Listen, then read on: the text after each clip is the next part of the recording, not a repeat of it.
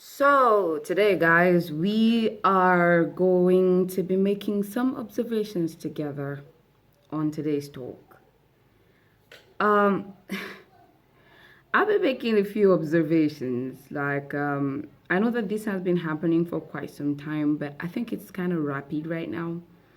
There seems to be some sort of cultural invasion going on in Africa. Why I will call it an invasion is because somehow there seems to be some element of threat and some element of bullying coming with it. Um, I've been seeing a couple of interviews that some presidents have been having lately. Um, Recently elected presidents. I think I'm going to talk about that when I can remember, like the particular countries in Africa that have those presidents. But I will try to get a picture of one of them and place it in the video if I can. But I mean, you can check it out where um, people, um, TV hosts on CNN, and some big uh, media outlets tend to interview black presidents, and they're asking them about the legalization of gay rights in such countries, and trying to talk about the rights of gay people, right? And I think that's not just where it started. I think the first interview for me was the interview where they were talking about Planned Parenthood being brought to Africa and how they need to get more African women to um, to subscribe to Planned Parenthood, right? Where you're on whether contraceptives or some kind of birth control method to just keep you from having children. And I remember this particular interview, this woman was telling her that was not Africa's problem. It's like the more our leaders keep saying that that is not Africa's problem, they want to make it sort of like our problem. When the major issues that are disturbing us, nobody gives like a shit about it.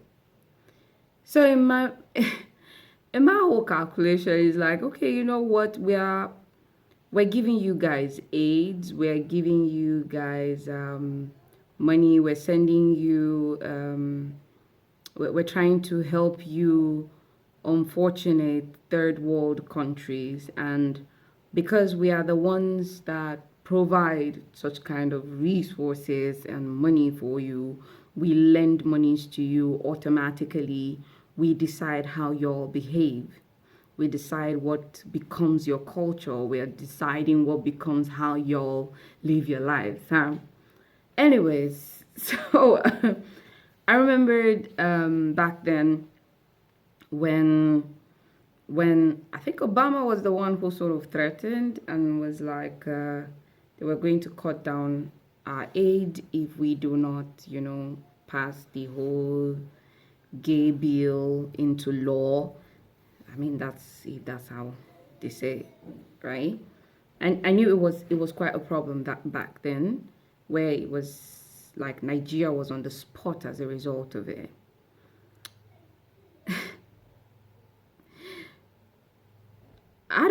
I don't see why we're so important to this discussion.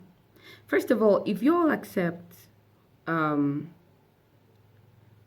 whatever kind of sexuality you guys want to live in as your way of life, and that is supposed to be culture for you, I don't think you have a right to intrude into other people's cultures and determine how they behave. By the way, I mean, like, with the recent um, World Cup that just took place in Dakar, everybody, they wanted to come and be like, people's rights are being trampled upon. There's no freedom of sexual expression. First of all, in Africa, let me tell you something. Sexual expression is not a public thing in Africa. First of all, this whole idea of people kissing on the road or touching themselves on the road is not our language. We've been a very conservative people from the beginning, whether you're homosexual or heterosexual. It's never something that was meant to be public, because actually it's a very private act. It is an act that is supposed to be done in people's spaces, because it's kind of disrespectful to make it public, right?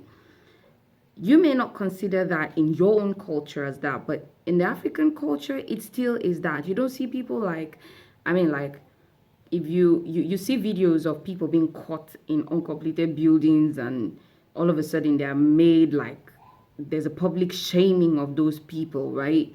That's how it works here. And we do not have a problem with that, because we understand that these things are private things. It has to do with people's lives. It's not something to be shared by the general public. Now you are trying to say that your way of having this thing done should be accepted by everybody, even if the other culture considers it perversion. It doesn't matter their religious beliefs, it doesn't matter their cultural beliefs, it doesn't matter what they've been practicing. Just because y'all send us money, we should just like buy into all this shit. I don't get it. Like, seriously, I don't get it, because it's crazy. It's crazy. So what do? Infiltrate. How do you infiltrate? You infiltrate through the media, through their entertainment systems, through their cultural systems, make it what's in vogue, make it the glam, make it the shiny thing that everybody's praising. So if you can get celebrities, if you can get actors, if you can get actresses, musicians, comedians to fall in line with this, then at this point, you make it a culture. And that is where the invasion is coming in right now. So, am I the only one who noticed that during the last GT Fashion Week, there was a whole lot of crazy going on? Like a whole lot of crazy. There were some dudes in wedding gowns. There were some dudes wearing some kind of girly stuff. It was like a competition of who was more feminine among the men right now. It was crazy. I could tell you it was crazy. Because I don't get it. Like, I really don't get it. I'm kind of like in a hype mood to talk about this thing today. Like, it has been on my mind. Like, I could talk about. Now, let me tell you where I started getting suspicious of this thing. When it all started, shout out to Josh Too Funny, yeah, and any other person. I think it was like the first guy, right, who would dress up in this female woman clothes and do some funny actions. I knew it was funny, right, and it was funny, right. Let me just stop as, yeah, it was funny. I used to laugh. I used to watch him. I don't know if I still follow him, but yeah, like, it was funny. A lot of people follow him. My brother likes him. He's quite very creative when it comes to the act and all. And other, so other actors came into the picture, like Instagram, mostly on Instagram and Facebook. Other comedians came into the picture, and we're like, you know what, we are gonna join this train of being funny by dressing up as women. Now in America, I kind of noticed the trend. I listen to people like what's his name, Dave Chappelle. I listen to people like Cat Williams. I listen to what's the name of this guy again? I'm gonna remember his name and I'll tell you, because he's kind of like my favorite. And how can I forget? I don't know. Like, but I'm just gonna I listen to all these guys, and these guys talk about it as some kind of agenda where like the masculine man, the structure of this masculine gender, the I don't like using the word alpha male because that thing is now bastardized. I don't know what they mean by that. I just really don't subscribe to that. But like, all of a sudden, it's like there's the need to project this image of the black man as feminine.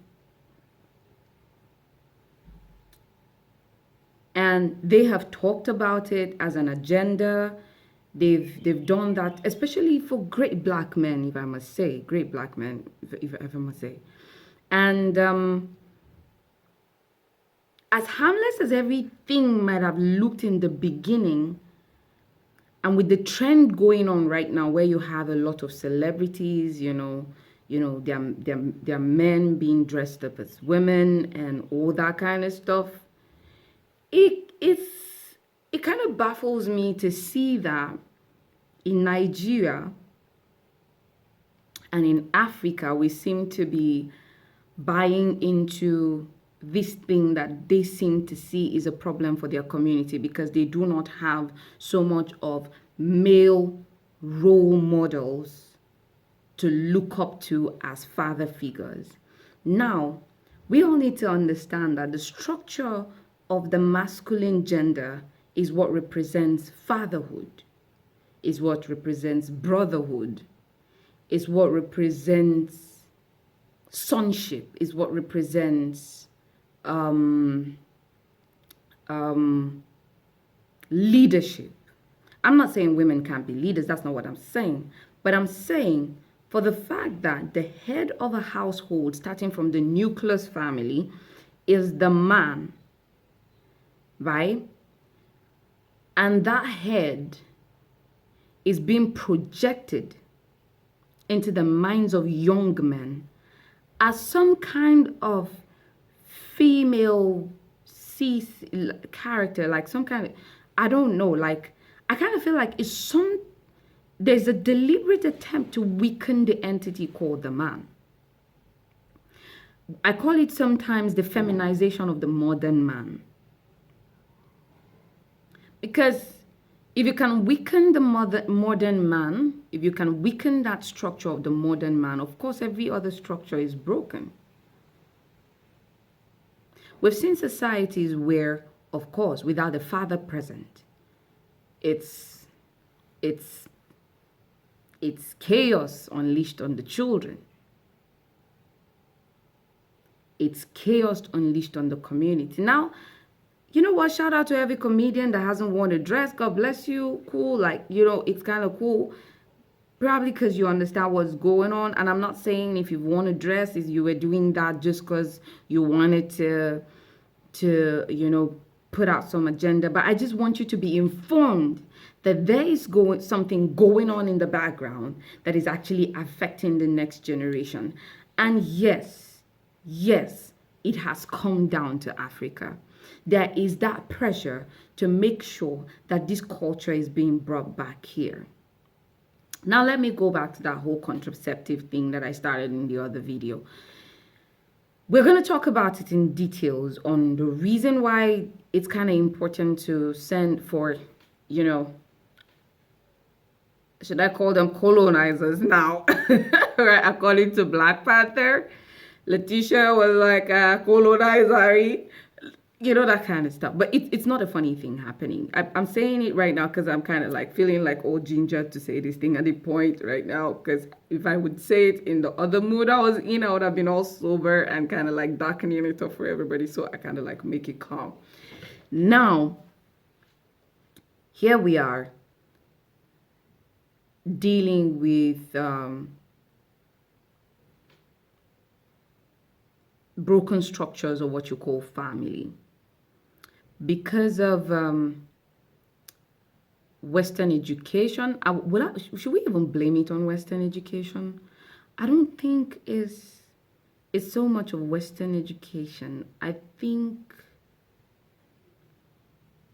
an agenda can be sold even without direct education, because I kind of feel like the media has done enough, not more than our schools can do, right? At least in our schools, all we're told was which was like we were these savage people that needed to be saved from our illiteracy and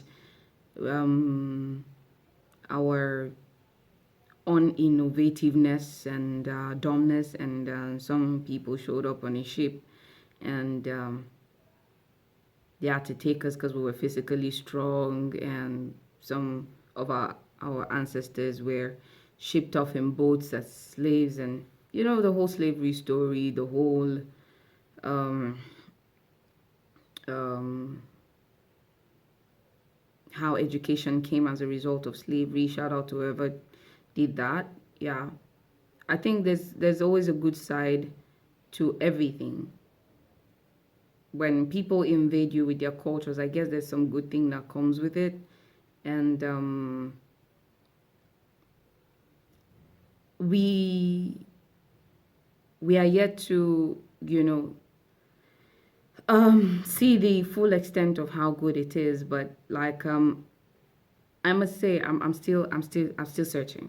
I'm still searching for it. And seriously, like seriously, when I find it, I will I will convey the message to you guys, because it's almost there seem to be some dark side to almost everything that is being done in Africa. Even when we're given independence, we are not really independent. It's like some just has to give. And then when we have our leaders who want to lead us to a brighter future, to move us forward, somebody all of a sudden it's like somebody just kills them. This thing is kind of just weird. Like, I don't get it. Like, it looks like they want us to move forward, at the same time they don't want us to move forward. Somebody got to keep stealing the gold, the petrol. We just have to keep staying corrupt just so other people can, you know, keep stealing. I mean, the corruption in Africa, the the the the the inability of Africans to be united is actually making other nations rich. I mean, let's take for example China, right? And I know people don't want to talk about that. I've seen this with my own two eyes. Niggas go like, you know, into people's villages and mine for resources without permission, you know, and then we also understand that they are buying up properties in Africa, buying up lands, you know, taking over, using debt to actually take over nations. And this is not new. This is not new, right? And we have NGOs who are like, I don't know what to call those organizations right now, because yeah, some people will be like they're legit NGOs and stuff, but we all know that, yeah, I mean, it's just a way to kind of like take money and just keep it to yourself, right? Because nobody gets to see it. The real people who this aid and this money is sent to do not, you know, get to have this aid been sent to them. Rather, it's sent to some people who are keeping it in their pockets and making themselves rich. Now, that can only thrive in a system of corruption, you know. And back to where I was before digressing. You'll have to get used to the fact that I'll digress sometimes, because a lot of things are running through my mind, right? And it bothers me. It bothers me as a woman. It bothers me as a future mother. It bothers me as a sister. And it also bothers me as a friend, right? To have to deal with the fact that African black men have to suffer a lot for them to make something out of themselves. No joke. In Nigeria alone, the average man who works with the government is making minimum wage less than $100 per month. the black man embraced education with the and dumped everything else. I mean, like, there was this generation of Nigerians that sort of embraced the whole education thing, courtesy pressure from their parents, that is the only way they can make it, right? And when they took all that, they dumped every other skill. While there was a majority of men who did that and dumped the skill, there were some who actually picked up the skill, if I must say. It's kind of hot in here. Oh God, this is Nigeria. Okay. So they dumped every other skill. There was no value for talent. There was no value for gifting. You were like a waste of resources if you would be an actor or anything, because it's like, expected that only losers would choose such kind of careers. So either you're a doctor or a lawyer, you're a teacher. I mean, try and be a professor, but it was just like anything outside those kind of jobs, you ain't got no jobs. And then we enter into anything, I think, from 2000s. That was when all of a sudden entertainment became something that people could succeed at. Actors could actually be rich. They don't have to stay poor. Even as much as they were entertaining us, our parents never wanted us to be them. It was, and all of a sudden, young people could make it in music, all that kind of stuff. And then a generation emerged that did not even need to go into the four walls of school, because, with the invention of technology, phones, the internet, everything just practically came into people's hands. You could practically learn things that you've never learned in your whole life. Things you would have probably gone to Harvard to learn is at your disposal. You would probably have needed a library. You could download books. All of a sudden there's access to knowledge, and you do not have to, break the entire village treasury for you to be able to, make any money or stuff. And then this thing started to change, but who was the one suffering for it? I think the millennial who was forced to waste his life in school and think that this is the way things should be done, right? So he's still stuck on trying to stick to, let's still get the government jobs even if they're not paying so much, Except for someone who actually grew up in a sort of metropolitan city. Don't mind the noise, there's some kind of kids around the background. Some metropolitan city or some big city or something. Those are the people you could say had it, had the taste of both. And then in some cultures, they actually taught their children to actually learn something like a skill, and then, that kind of stuff. All I'm saying is, back to the equation, it's kind of not easy for a black man to actually become successful in Nigeria. You can see how even when a lot of boys started buying cars in Nigeria, they couldn't stop dealing with police harassment and stuff, right? And yes, there was the whole rise in internet fraud, also known as Yahoo or Yahoo Plus. It became like a trend, which was really disturbing, right? But to come add to it, We're not done trying to fix that problem yet. We're not done trying to get ourselves back to the place where we can catch up with the fast paced moving world technologically, socially, educationally. We're still trying, we're trying to catch up, right? Economically, too. We're trying to, meet up with every other person in the world, right? And in the process of trying to meet up, some of our men are jackbarring in the sense that they are moving out of the country to find greener pastures out there. We're not done with that. And here we are dealing with something called the feminization. I call the feminization of the modern man. But that seems to be a trend with the younger generation.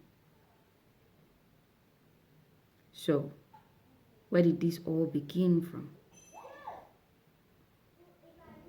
There's a group of people, well, for me, I kind of noticed when I was in school that we had students who were from diaspora, right? Those ones were the ones who showed up and then they brought some of these things. Most of them were either bisexual or homosexuals. They had that mix. It was mostly found amongst them, and we all knew it. And then there's the thing about, the movies coming out and the movies being projected on our TV screens, movies on Netflix, movies on every other, platform these corporations, which I call them, own, right? Should we blame it on that? Would we say, should we say our parents allowed these kids to just feed on anything that came on the internet? After all, you look at it recently, the average kid in a secondary school, what you guys call high school, owns a phone, has access to the internet. Even if your parents don't get it for you, you're going to get it somewhere else. Something's just going to happen. But we say that invasion came through in that point, in that place. But I kind of found out that, okay, looking at the last fashion week we had, right? Most of the designers that came and, showcased their outfits, these outfits were dressing these men as though they were women. I'm not just talking about just colors right now before you guys think that I have a hate for colors. I prefer men being in darker colors, darker shade of colors. It just helps things going well for me. Like back then growing up, seeing a guy in a green suit doesn't work. But these days, guys are all wearing makeup, guys are all, being all pimped up, like, what I mean, like, it's a hot competition out here to look beautiful. That thing called a handsome, strong man is kind of like a problem. So you see a lot of young boys in crop tops and stuff like that. And it seems to be going on as that is normal. And mind you, I am just saying my own part. A whole lot of people found it disturbing. Because technically, we're not used to that. We're not used to that. But, I mean, the only place to kind of project that seems to be the entertainment industry.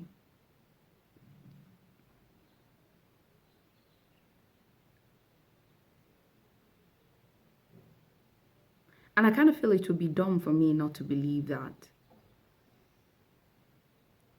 If there's an infiltration that took place, because for America to be where it is, with all the culture and all that, I mean, it was never like that. I mean, first of all, it was freedoms, and then they passed the gay bills, and then all that kind of stuff. And then right now we're here, right? Like we're fighting for all kinds of sexes. All of a sudden, it's no longer male and female. There are other genders which they don't seem to have a name for that also exists, you know. So my question is like, where are we going? Africa, where are we going? Can't we see that this thing is not actually helping them over there?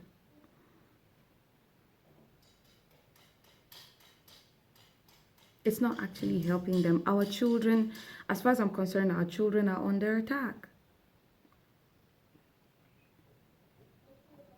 Our children are under attack.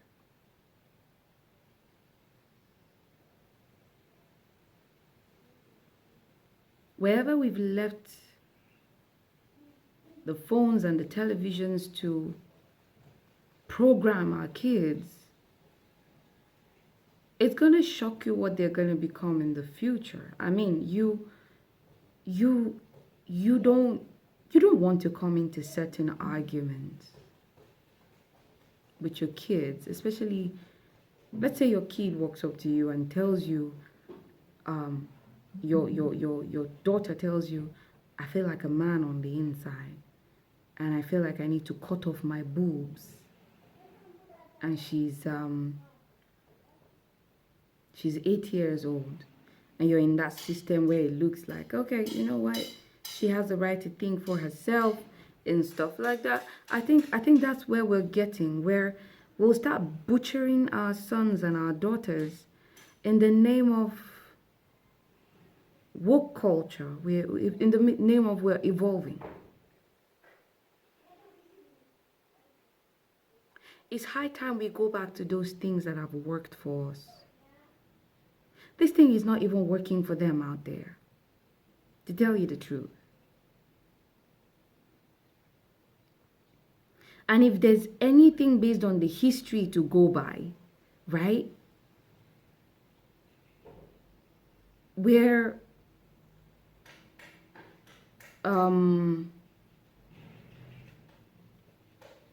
I think I'll have to go research on that. But I think that's the name. I will look for the name to come and give you, where I think, is it eugenics they call it. I'll have to find that out. Where they describe that there's a certain race of people that don't need, to exist. They are too weak, they don't contribute to society and things like that. They have no use to people, and based on the history, the black man has been termed so many things by psychologists, to make him feel like he's less of a human being and not more of an animal. And I don't know why it seems to be that the target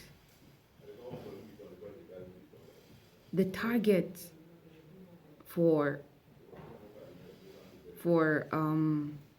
either abortion or homosexuality or any other perversion, if I must say, is the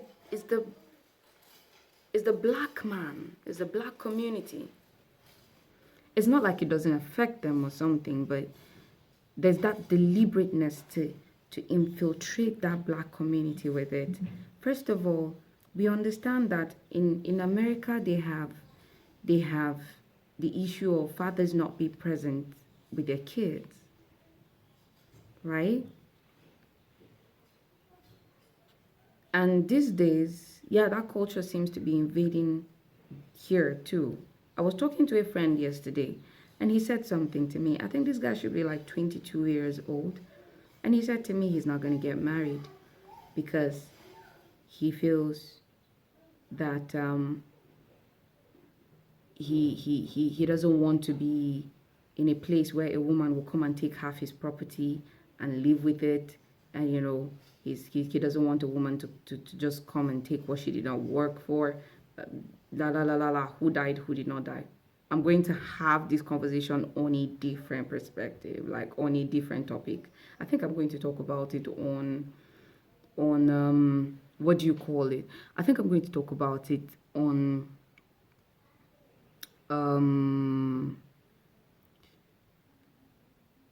the gender wars going on, right?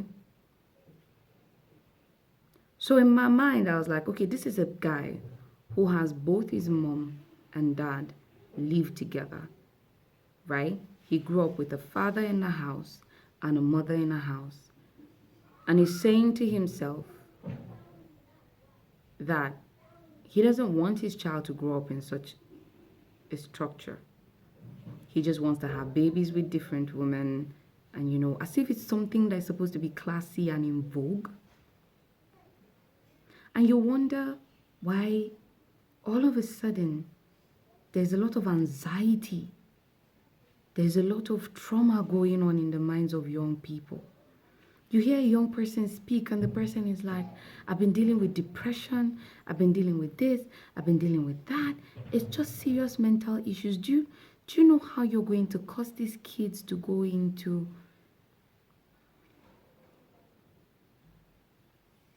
some state of mental degradation as a result of this act? History has shown that the easiest way to destroy a people is to destroy the structure of its families.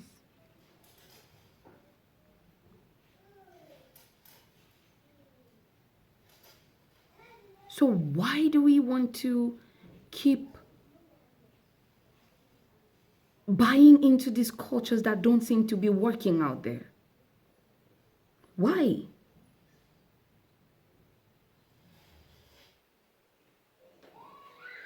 Why? And why do they seem to want to force it on us, really? Why are we being threatened with not collecting AIDS? Technically, if you ask me personally, AIDS are the things that are keeping us in this nation, in Africa, in bondage. We have too many resources to collect aid from any nation. We have too many resources to sit down and be begging any nation for anything. I think if we can shut down our borders, we can take care of ourselves. We have so much land mass, we have so much gold, we have so much resources, we have so much mineral resources, so much human resources. We are intelligent people. We shut down our borders, we're gonna be fine.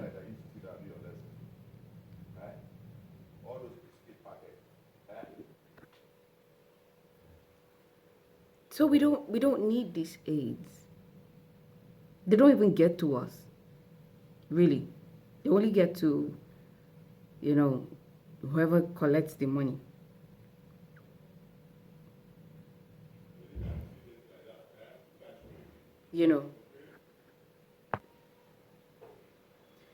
So,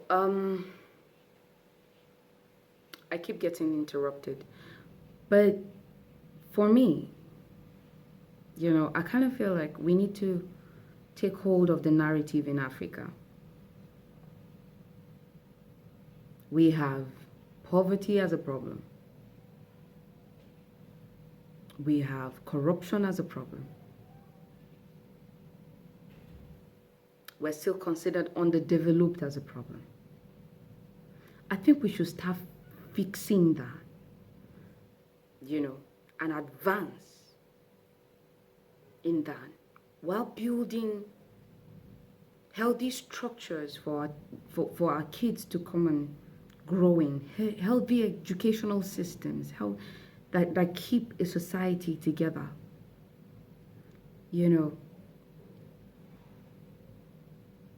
Before we can buy another form of trouble, before we can buy into other people's ideologies that seem not to be working for them.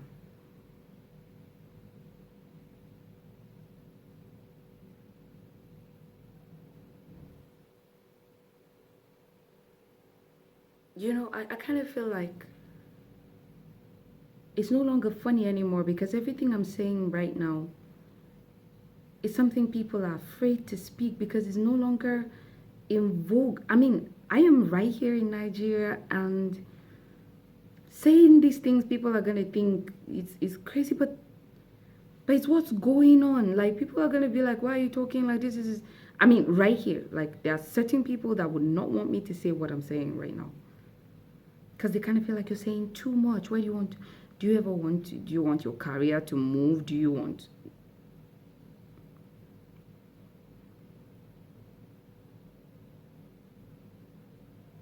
When I don't think sexuality should be the determinant of how developed the people are.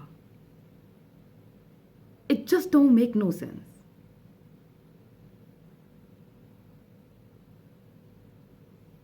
And if you have to change the structure of what God made, the structure of a man as God made him, if you have to come against that structure, for me, you're only, if it looks like a plan for the total annihilation of a particular people, because, I mean, like, if everybody just goes, you know, men with men, women with women, then whose kids? I mean, who's going to have the kids?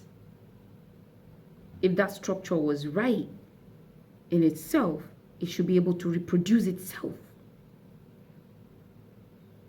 So why do you want to take such that is not even natural to give it to a people who have no problems with it?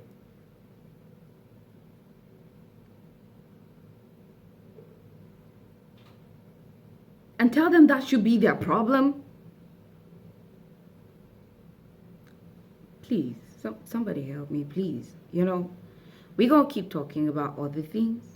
I'm still going to come buttress about some of the points I've made in this video. But for today, please, I need you all to think about it.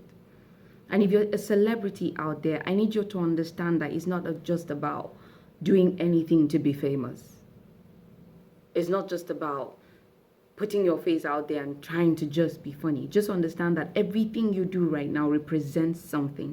You're teaching a child, you're teaching some young person, you're shaping their ideologies. And if you kind of knew,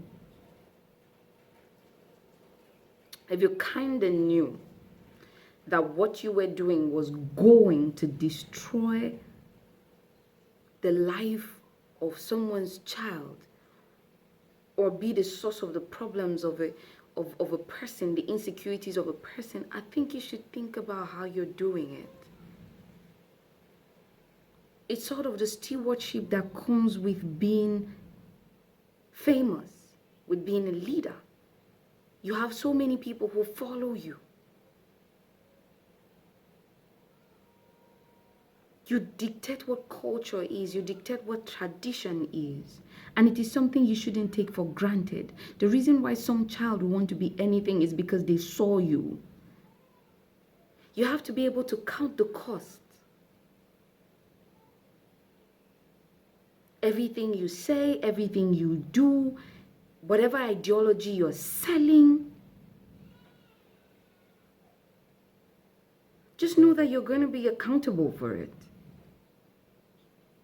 You have to take accountability for it.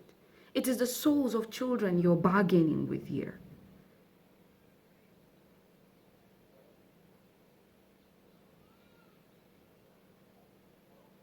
I remember a scripture that says, whoever causes these little ones to fall, that it is better that they tie a rope, like with stones, I think, to his neck and drag him into the sea, right? Which automatically is going to drown, right? Than for him to be alive or something. I'm going to find that scripture. I'm just saying. You have to start taking account of what you're selling. You have to start taking account for it. You have to start checking, in what way am I affecting people negatively? What culture am I selling? We want to pretend that there are no repercussions. Of course there are. We will account for everything we've said. We will account for everything we've done. Everyone pays the piper at the end of the day, if there's a piper, but I believe that we all pay somehow. I heard a celebrity talking about how he sold his soul, and the soul was in exchange for the soul of the fans, and I could understand that. Hence the reason why perversion should be what is sold. Look, guys. Look, guys. Everything is shifting really fast. Be the reason why someone is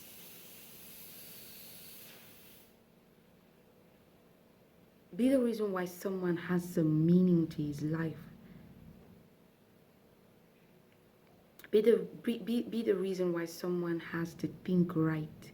Be the reason why someone has to say, oh, I was going in the wrong direction and somehow I heard what this celebrity said and my life went in the right direction. That's how much influence you have. Be the reason why people's children would desire to be right thinking people, people with integrity. People with moral standards that keep society together.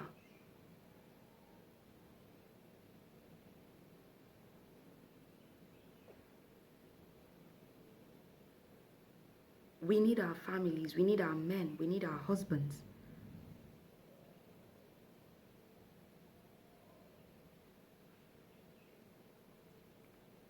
We need our sons. If God wanted to give us these sons and as daughters, He would have given them to us. And I'm saying this because it is already being pushed to us, being pushed vigorously.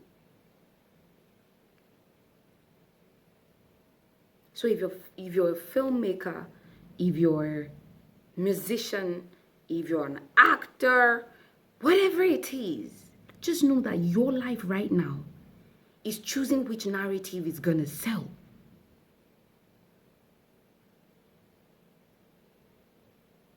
We're in a cultural war right now. And the war is not for ourselves, it's for our kids. I think we have grown big enough to be accountable for our choices. But we don't have to pervert these kids and take away their childhood, take away their innocence, take away everything that makes them children just because we want to be famous, just because we want to be, seen or heard, or just because we want to make money. The soul of the child is not worth that. As a grown person, you can choose to pervert yourself. That is your life. You're responsible for it. But as a child, you are accountable for it. As much as you're accountable to yours, So guys, this is my talk for today. You can follow my YouTube channel and watch other videos where I talk about other random things. Some guy is trying to make some kind of noise in the background. So I'm your host, the red-pilled girl with the red hair.